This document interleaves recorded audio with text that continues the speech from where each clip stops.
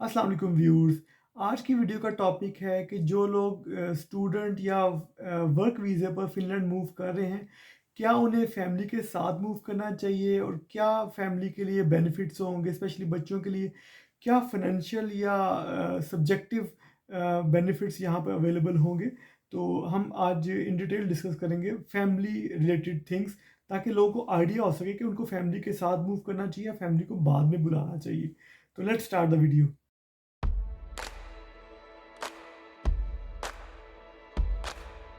सबसे पहले तो सबसे इम्पोर्टेंट बात ये है कि ये नॉर्डिक कंट्रीज़ फ़िनलैंड, नॉर्वे और स्वीडन ये फैमिली के साथ मूव करने को इनकरेज करते हैं। जबकि इंग्लिश कंट्रीज़ फैमिली के साथ यानी कि आप स्पाउस और फैमिली के साथ मूव करेंगे तो वो वीज़ा आपका रिजेक्ट भी कर सकते हैं। लेकिन इन कंट्रीज़ में जस्ट एडमिशन लेना मसला होता है या एडमिशन में कॉम्पिटिशन होता है। लेकिन आफ्टरवर्ड जब आप वीज़े के लिए फ़ाइल करते हैं तो वो पूरी फैमिली का वीज़ा ईज़िली लग जाता है, अगर आप सारी रिक्वायरमेंट पूरी करें। वो इस रीज़न पे वीज़ा रिजेक्ट नहीं करते कि आपकी इंटेंशन ये है कि आप सेटलमेंट के लिए जा रहे हैं, नेशनलिटी के लिए जा रहे हैं। तो इन कंट्रीज़ में फ़िनलैंड, स्वीडन या नॉर्वे में अगर आप एज़ ए स्टूडेंट हैं और फैमिली के साथ मूव करना चाहते हैं, तो ये इसको प्लस सम पॉइंट समझते हैं और आपको पूरी फैमिली को वीज़ा देते हैं। तो जो स्टूडेंट जिनके एडमिशन हुए हैं, उनके माशाल्लाह से अगर फैमिली है और बच्चे ऑलरेडी हैं, तो उनको विद फैमिली ही अप्लाई करना चाहिए और कोशिश करनी चाहिए कि फैमिली के साथ ही मूव करें, क्योंकि यहाँ पे बच्चों के लिए काफ़ी फैसिलिटीज़ होती है, काफ़ी बेनिफिट्स होते हैं, इनका काफ़ी एडवांटेज होता है। और अगर स्पाउस के साथ जाएँगे तो दोनों काम कर सकेंगे, तो लाइफ़ थोड़ी ईज़ी होती है। आप चीज़ों को मैनेज कर पाएँगे क्योंकि महँगे कंट्रीज़ हैं, दोनों मिलके काम करेंगे, तभी आप कंट्रीब्यूट कर पाएँगे इकोनॉमिकली। तो बेहतर है कि अगर आपकी फैमिली है तो आप फैमिली के साथ वीज़ा अप्लाई करें।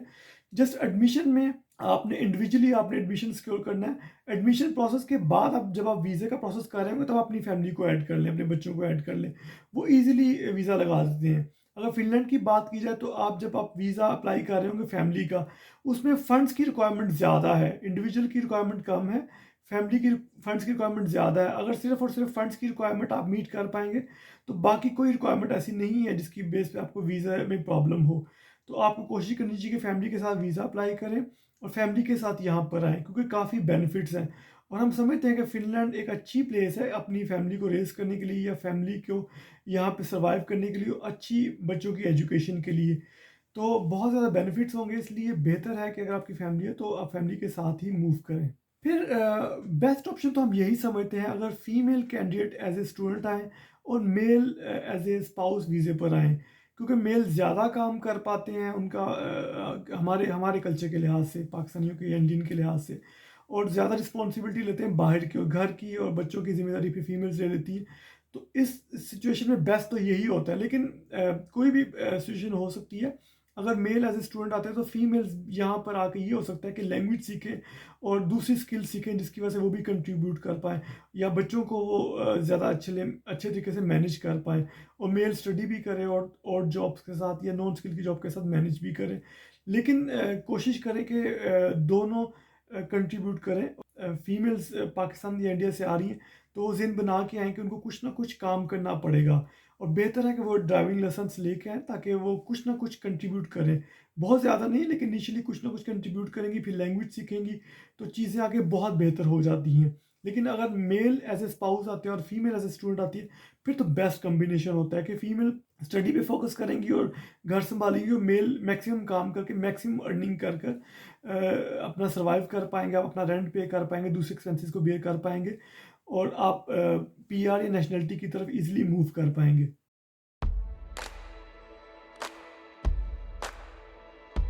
फिर अगर सिक्योरिटी के पॉइंट ऑफ व्यू से देखा जाए तो फ़िनलैंड बहुत सेफ़ है फैमिलीज़ के लिए, बच्चों के लिए।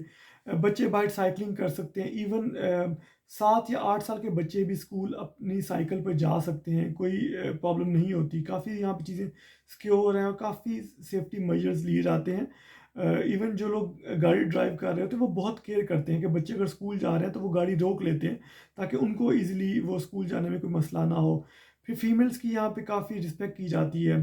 फीमेल्स रात को वॉक के लिए कर सकती हैं, कोई मसला नहीं है। वो किसी टाइम भी शॉपिंग के लिए अकेली जा सकती हैं, उनको कोई सिक्योरिटी का इश्यू नहीं होगा। तो काफ़ी सेफ़ कंट्री है फैमिलीज़ के लिए, और आप के लिए चीज़ें बहुत सिंपल होती हैं। अगर आप जॉब पे हैं तो आपकी मिसेज़ घर में कोई भी शॉपिंग के लिए जाके शॉपिंग कर सकती हैं, बच्चों को स्कूल से पिक एंड ड्रॉप कर सकती हैं, बहुत चीज़ें सिंपल हैं फैमिली के लिए। तो हम इनकरेज करते हैं, अगर आप फैमिली के साथ मूव करेंगे तो आप ईज़िली चीज़ें मैनेज कर पाएँगे।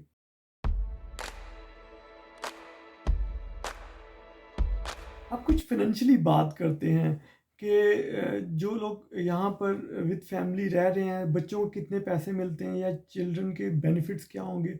जी, सबसे पहले नंबर्स की बात करते हैं कि चाइल्ड बेनिफिट कितने हैं, कितने पैसे मिलते हैं। अगर आपकी फैमिली है और आपके बच्चे हैं, तो हर बच्चे के कितने पैसे मिलेंगे ताकि आप उनके लिए खुराक या खाने वगैरह या दूसरी चीज़ों को मैनेज कर सकें। क्योंकि आप टैक्स पे करते हैं तो फिर गवर्नमेंट इन रिटर्न आपको बेनिफिट देती है कि आप केला एक फिनिश गवर्नमेंट एजेंसी है, आप इसको कोई इंस्टीट्यूट कह सकते हैं, गवर्नमेंट का इंस्टीट्यूट है जो कि लोगों को सोशल सिक्योरिटी बेनिफिट्स प्रोवाइड करता है। गवर्नमेंट बहुत हैंडसम अमाउंट हर हर साल बजट में उनको एलोकेट करती है ग्रांट की मद में या लोगों की हेल्प करने की मद में। फिर वो उससे ऑनवर्ड लोगों को बेनिफिट्स पे करते हैं, क्योंकि लोग टैक्स पे करते हैं तो उस टैक्स की रिटर्न में बेनिफिट्स लोगों को पे किए जाते हैं। तो अगर चाइल्ड बेनिफिट की बात करें तो अगर पहले बच्चे के लिए आपको तकरीबन 95 यूरो पर मंथ पे किए जाते हैं। फिर सेकंड बच्चे के लिए आपको तकरीबन 105 यूरो पर मंथ पे किए जाते हैं। थर्ड चिल्ड्रन के लिए आपको तकरीबन 134 यूरो पे किए जाते हैं। तो तकरीबन ये जैसे जैसे बच्चे बढ़ते जाते हैं अमाउंट भी बढ़ती जाती है। तो आप ये देख पाएंगे कि पर मंथ हर बच्चे का चाइल्ड बेनिफिट क्या है। आप देख सकते हैं अगर फैमिली और उनके 3 बच्चे हैं, फॉर एग्जांपल मेरे भी 3 बच्चे हैं, तो हम कैलकुलेट कर सकते हैं कि अगर एक फैमिली के 3 बच्चे हैं तो पहले बच्चे के 94.88, दूसरे के 104.884 यूरो और थर्ड के 133.79 यूरो।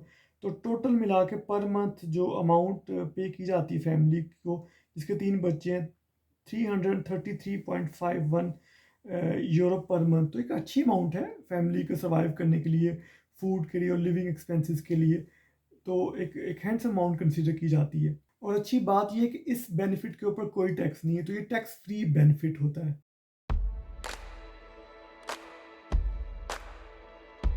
हम चाइल्ड अलाउंस की बात करते हैं। पाकिस्तान इंडिया में ये कल्चर है कि फीमेल्स या मदर्स घर में बच्चों की लुक आफ्टर करती हैं और मेल काम करते हैं। तो यहाँ पर अगर आप अपने बच्चों को घर में खुद लुक आफ्टर कर रहे हैं तो इसके भी आपको पैसे पे किए जाते हैं। तो हम देख सकते हैं केला के की वेबसाइट पर कि आपको जो चाइल्ड अलाउंस है वो यूरो में पर मंथ 338 तकरीबन euro per month for one child under the age of 3 years. और एडिशनल चाइल्ड आपके 2 बच्चे हैं 3 बच्चे हैं तो और अगर बच्चे हैं अगर उनकी उम्र भी 3 साल से कम है तो एडिशनल बच्चे के लिए 101 यूरो पे किया जाता है।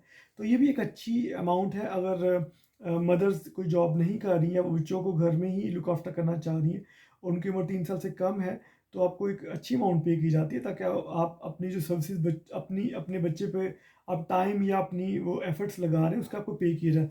तो ये भी अच्छी स्कीम है। और अगर आप बच्चों को घर में ही लुक आफ्टर करते हैं और डे केयर में या किंडरगार्टन में नहीं एडमिशन कराते तो ये भी एक हैंडसम अमाउंट है जिससे आप अपना अच्छा मैनेज कर सकते हैं।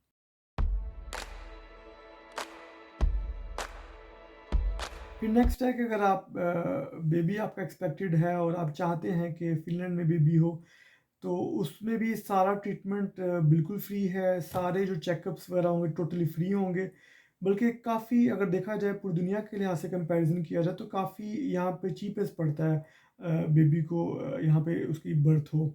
अगर हम रिसेंटली एक स्टडी हुई थी यूएसए में, वहाँ पे जो बेबी के जो जब वो बच्चा पैदा होता है तब एक्सपेंसेस हैं वो बढ़ते जा रहे हैं। ऑलमोस्ट मेरा एक दोस्त है उसका तकरीबन $4,500 लगा था एक बेबी की बर्थ पे, जो कि बहुत हाई साइड पर रहा। कुछ उसने इंश्योरेंस से कवर कराया, कुछ चीज़ें इंश्योरेंस ने भी कवर नहीं की, तो जिसकी वजह से उसका काफ़ी एक्सपेंस हुआ।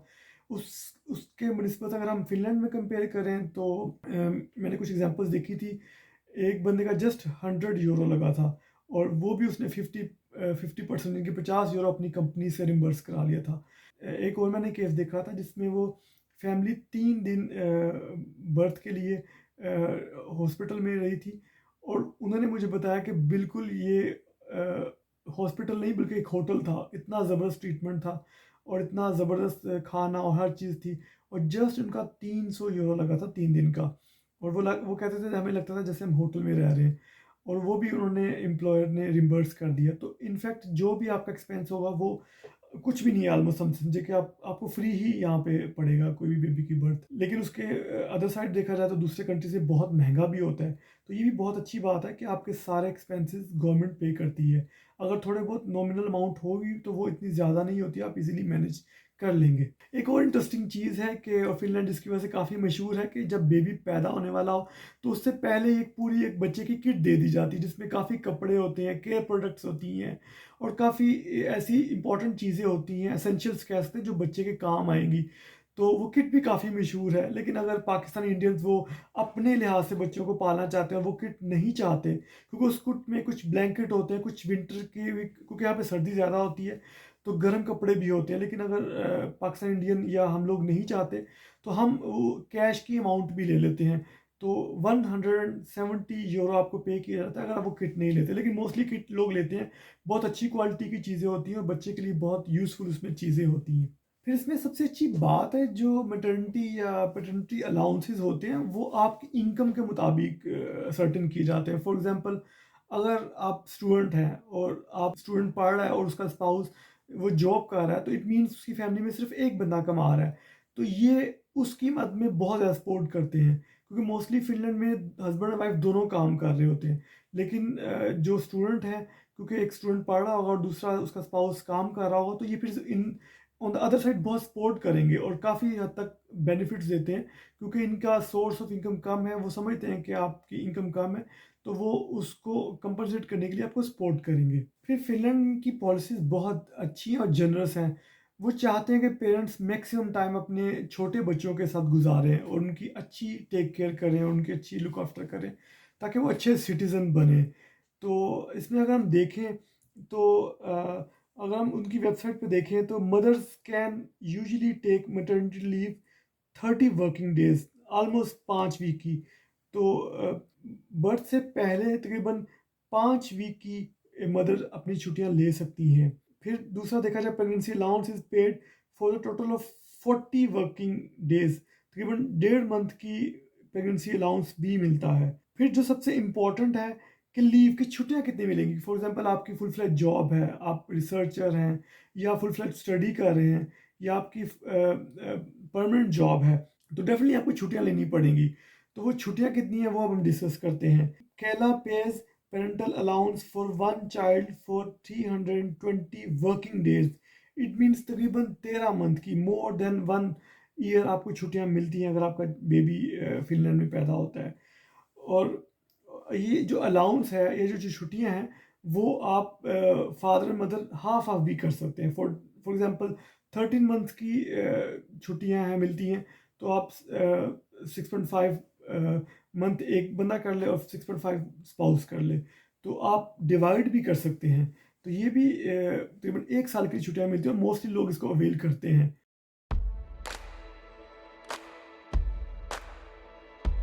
जी, आप स्कूलिंग की बात करेंगे कि बच्चों के स्कूल कैसे होंगे।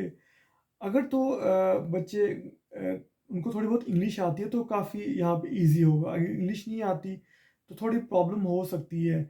ये काफ़ी हेल्प करते हैं और डिफरेंट प्रैक्टिकल गेम्स के थ्रू या एक्टिविटीज़ के थ्रू बच्चों को जल्दी लैंग्वेज सिखाने की कोशिश करते हैं। तो काफ़ी अच्छे इनके सिस्टम है और काफ़ी डेवलप सिस्टम है। और बच्चे तकरीबन 7 साल की उम्र में स्कूल स्टार्ट करते हैं और अपर सेकेंडरी स्कूल तक, जिसे हम पाकिस्तान या इंडिया में एफएससी या एफए कहते हैं, तब तक एजुकेशन टोटली फ्री है। तब तमाम गवर्नमेंट की ज़िम्मेदारी है एजुकेशन पे। तो उसके बाद, क्योंकि हम लोग एशिया से बिलोंग करते हैं, तो हमारे ऊपर यूनिवर्सिटी में फ़ीस हमें पे करनी पड़ती है। लेकिन उससे पहले हम कह सकते हैं कि अपर सेकेंडरी स्कूल तक टोटली एजुकेशन बच्चों की फ्री होगी।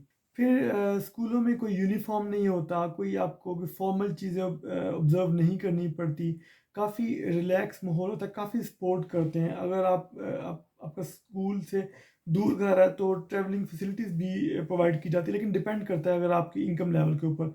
अगर आप अच्छा अर्न कर रहे हैं तो हो सकता है आपके लिए फैसिलिटीज़ कम हो, लेकिन आप एज ए स्टूडेंट हैं और आपकी दोनों मिलके काम नहीं कर रहे, तो आपको ज़्यादा सपोर्ट भी मिल सकती है गवर्नमेंट की तरफ से। तो ओवरऑल बच्चों के लिए अच्छा है। लैंग्वेज ये खुद सिखाते हैं, कोई प्रॉब्लम वाली बात नहीं, डिफरेंट एक्टिविटीज़ के थ्रू सिखाते हैं। बच्चों को बहुत अच्छा एनवायरनमेंट प्रोवाइड किया जाता है, बच्चे बहुत खुश होकर स्कूल जाते हैं।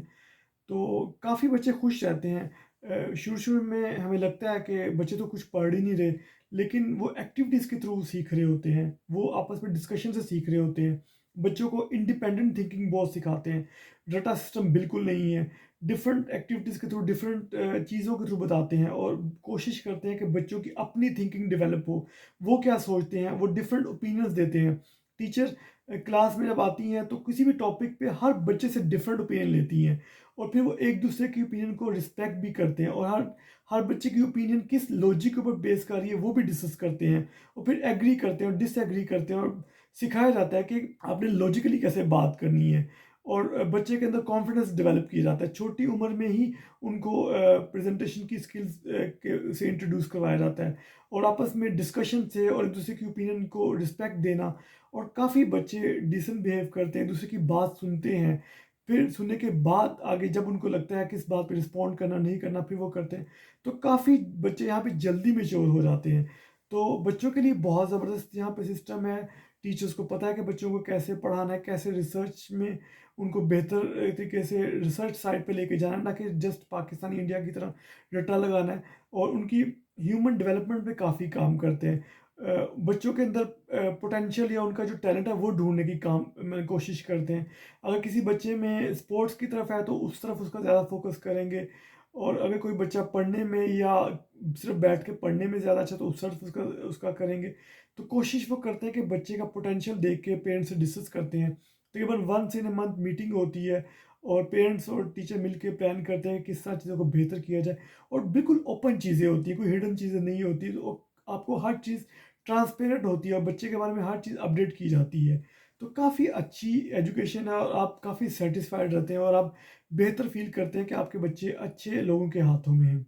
अगर आपके बच्चे स्कूल गोइंग नहीं हैं, किंडरगार्टन में या स्कूल से पहले प्री स्कूल में हैं, तो आपको कुछ फ़ी पे करनी पड़ सकती है। लेकिन फिर आप उनको शो करेंगे कि आप एक फॉर एग्ज़ाम्पल एक बंदा ही कमा रहा है और दूसरा बंदा स्टूडेंट है, तो वो किसी न किसी स्कीम के थ्रू आपकी हेल्प करते हैं। तो आप बिल्कुल आपने हेजिटेट नहीं होना, उनसे बात करनी है। तो वो आपके लिए कोई ना कोई वे आउट निकालते हैं क्योंकि वो बच्चों की यहाँ पर चीज़ों को बहुत सीरियसली लेते हैं क्योंकि इनकी गवर्नमेंट को ये पता है कि इनके बच्चे कम पैदा हो रहे हैं। फ़िनलैंड में जो बर्थ रेट है ऑन एवरेज कम है।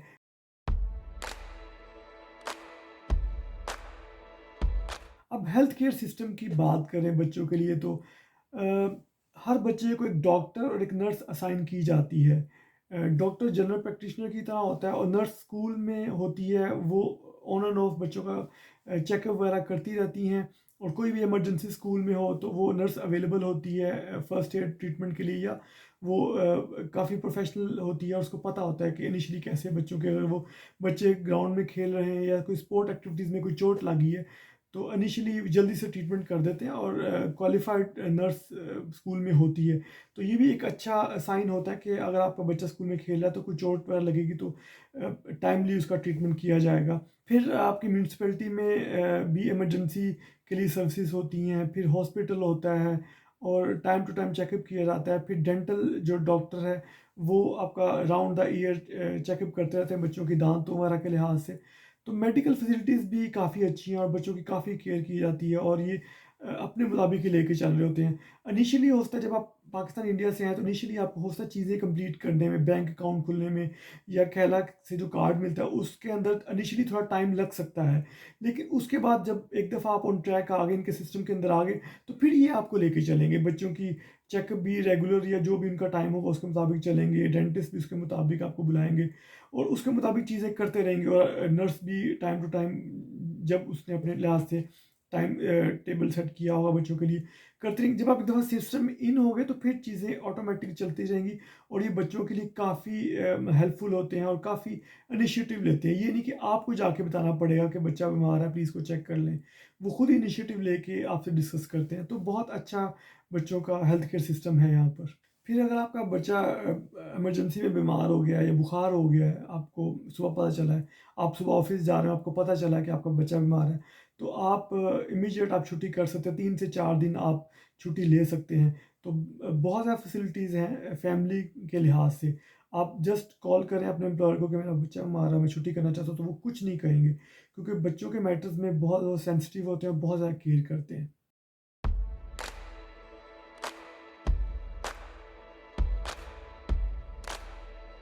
अब सबसे इम्पोर्टेंट बात करें कि क्योंकि फ़िनलैंड में विंटर एक्सट्रीम होती है, हर तरफ बर्फ़ ही बर्फ़ होती है, तो फिर बच्चों के लिए एक्टिविटीज़ क्या होंगी? तो इसका हल फ़िनलैंड गवर्नमेंट ने निकाला है।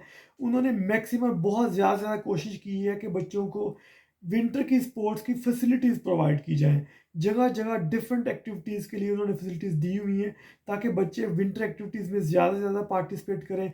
फैमिलीज़ अपने आप को विंटर एक्टिविटीज़ में एंगेज करें, विंटर स्पोर्ट्स में एंगेज करें, ताकि लोग बोर ना हो, क्योंकि हम पाकिस्तान इंडिया से आते हैं, हमें विंटर एक्टिविटीज़ की या विंटर स्पोर्ट्स की इतने हम लोग यूज़ टू नहीं होते। तो बजाय इसके हम लोग घर में बैठे रहें, हमें बच्चों के साथ विंटर एक्टिविटीज़ में पार्टिसिपेट करना चाहिए और बच्चों को एंगेज करना चाहिए। तो ये भी एक बहुत अच्छा सलूशन है और बहुत ज़्यादा ज़बरदस्त यहाँ पे एक्टिविटीज़ होती हैं और आप लोग भी बहुत ज़्यादा इंजॉय करेंगे। इनिशियली हो सकता है थोड़ा मुश्किल हो, विंटर आपको डार्क लगेंगी और थोड़ी लंबी लगेंगी, एक्सट्रीम लगेंगी, लेकिन आप प्रॉपर कपड़े पहन के विंटर को एंजॉय करेंगे तो आप ज़्यादा खुश फील करेंगे और बच्चे भी काफ़ी खुश होंगे। फिर सबसे अच्छी बात है कि यहाँ पे बहुत अच्छी फैसिलिटीज़ हैं। आपको जो फॉर एग्जांपल स्कीइंग के जो इंस्ट्रूमेंट हैं वो आपको खुद खरीदने नहीं पड़ते। डिफरेंट जगह पर गवर्नमेंट की स्कीम्स होती हैं कि वो आपको लोन पे या थोड़े अरसे के लिए आप लेके वापस करके फिर ले सकते हैं। तो आप वो इंस्ट्रूमेंट्स उनसे लेके यूज़ करें, आप खुद एक्सपेंसेस ना करें, तो गवर्नमेंट आपको फैसिलिटीज़ देती हैं। विंटर स्पोर्ट्स के लिए काफ़ी इनकरेज करते हैं कि बजाय इसके बच्चे घर में बैठ के जस्ट टीवी देखें, वो विंटर एक्टिविटीज़ के थ्रू बच्चों को बिज़ी करते हैं और एक्टिव करने की कोशिश करते हैं। तो काफ़ी यहाँ पे विंटर्स के लिहाज से फैसिलिटीज़ दी जाती हैं ताकि लोग उसमें एंगेज हों।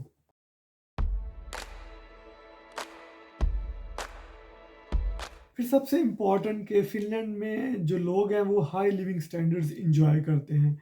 अगर हम फैक्चुअली बात करें या फैक्ट्स की बात करें तो ओईसीडी के अगर हम इकोनॉमिक इंडिकेटर्स या इकोनॉमिक नंबर्स की बात करें तो फ़िनलैंड दूसरे कंट्रीज़ के बनिस्बत बहुत ज़्यादा अच्छा रैंक किया जाता है डिफरेंट इकोनॉमिक इंडिकेटर्स में और बहुत ज़्यादा दूसरे कंट्रीज से बहुत ऊपर है।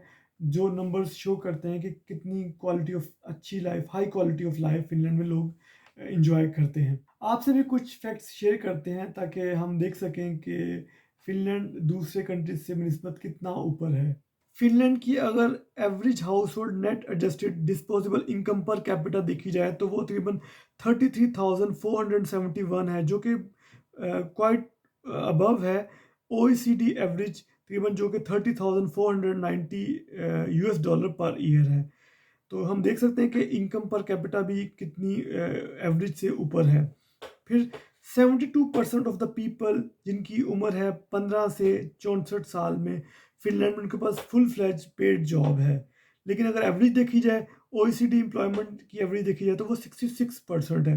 तो फ़िनलैंड की जो पेड जॉब की जो एवरेज है वो एवरेज से बहुत ऊपर है।